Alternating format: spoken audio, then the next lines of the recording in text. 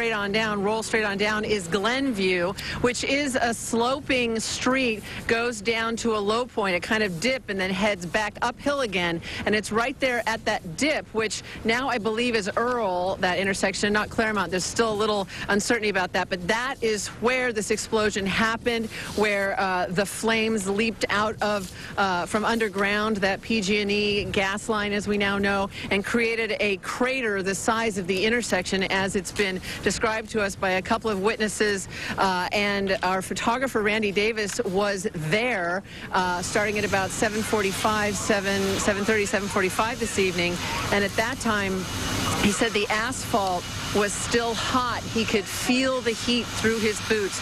It had been melted and warped from the heat of this fire that witnesses describe as ferocious and swift, devouring scores or dozens of homes very quickly.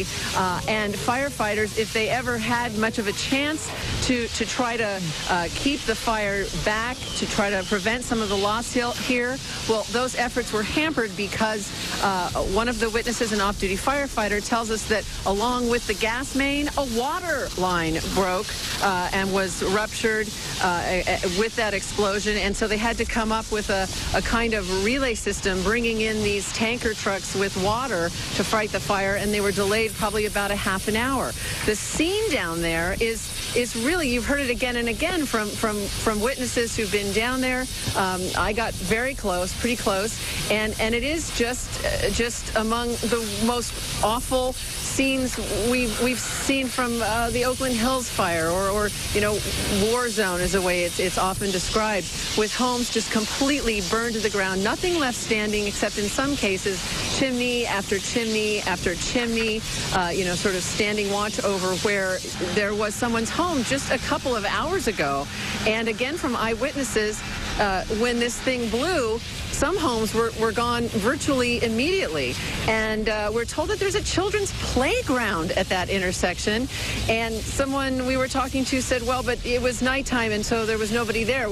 I don't think anyone could conclusively say that at this point. I know in our neighborhood, children are often on the playgrounds until late into the evening, especially well, especially during the summer, but now I suppose they've gone back to school. So there was an off-duty San Mateo firefighter who was up the hill at his house when he heard the explosion and came out to see what was happening. Well, when I first heard the explosion, it was huge. I live right up on the hill and ran up the street, and the fireball was, you know, 100 feet or more in the air. So I'm a firefighter, so right away I knew it was, you know, a major thing. And it just would not stop. So we knew it was some kind of gas main, because it just kept going, literally 100 feet flames. It was amazing. So this Glenview comes down to a dip kind of and then starts up again. Where that fire engine is, the road goes down and dips up the other way. At the bottom of that dip, the hole in the ground is as big as that intersection right there. It's huge. And the reason why they had such a problem is it blew the water main. There was no water. That's why they're shuttling water in right now. They were waiting for water to put all this stuff out. They didn't have water for at least a half hour. You're a firefighter with which department? City of San Mateo. And so how's your house doing? I live up on that hill, so I'm fine. I was in my driveway, and I heard the explosion was incredible. And you said asphalt got blown into some of these? Asphalt was blown at least 4 or 5 houses down the street into the house. Okay. I mean, there's asphalt everywhere now. It was incredible. So what is the technique for getting water here then? Is it a relay line? They're shuttling water. It's called water shuttling, and they'll bring engines in with 500 gallons or more in each one, and they'll just keep shuttling them in and empty the tank, and they'll bring the next one in, empty its tank, and they just keep shuttling them around until they, you know, until we can finally get a water supply. Did you see any injured? I don't know anything about injuries. Yeah.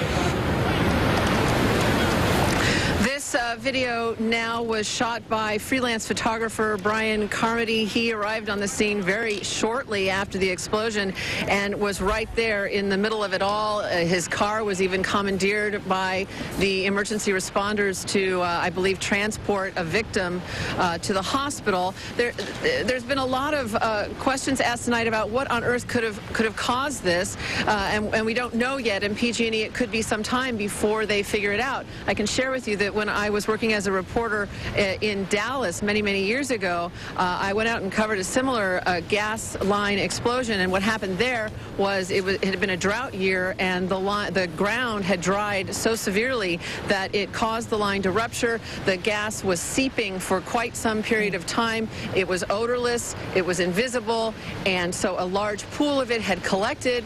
When someone turned the ignition, you had a massive explosion. Who knows if that is what happened here or if something like that happened here, but that is potentially among the possibilities. Reporting live in San Bruno, Heather Ishimaru, ABC 7 News. All right, Heather, thank you very much. Again, these pictures from a freelance photographer. Look at the size of the fireball behind this home that is totally engulfed in flame.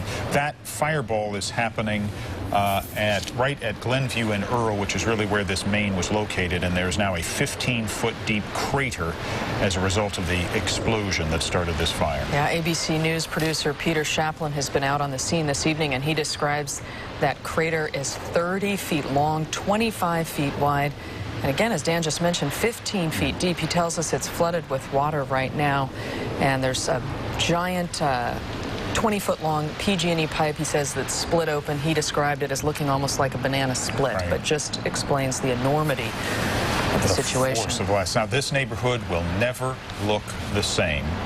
Let's take a look, if we can, at how it looked before this tragedy. This is from Google Earth. As you look around some of the streets, some of the homes. This is right at Glenview and Earl, which is right where this main was located and right where this rupture and explosion happened. This is what the neighborhood looked like before 6:15 this evening. And what we're told by Peter Chaplin, ABC producer on the scene, is that homes on both sides of the street here are gone. There's a play structure right in this area as well that was just destroyed by the blast, the force of the blast. Of course, concrete, blocks everywhere, pieces of buildings thrown about.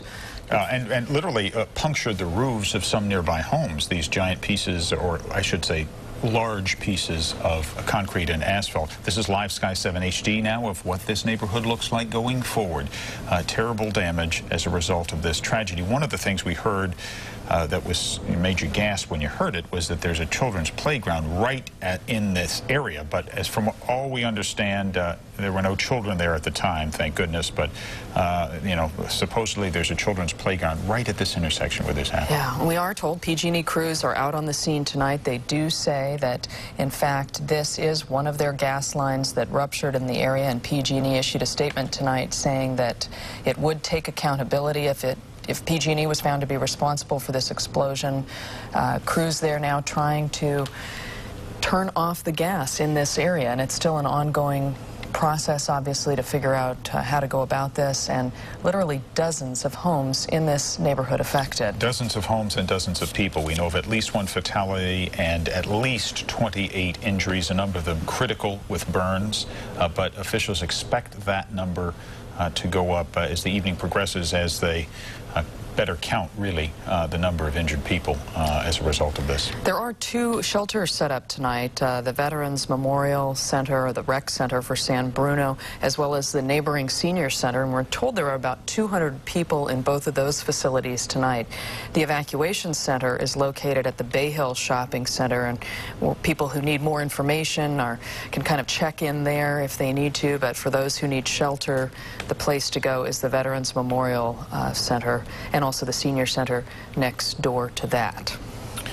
The Red Cross is on the scene with, I'm sure, a fairly large number of volunteers. They're operating these shelters Carolyn mentioned, and they'll be providing comfort, food, clothing, blankets, cots, place to sleep. In some cases, they'll arrange in the days ahead for hotel rooms, or if they can't find suitable family relatives for victims to stay.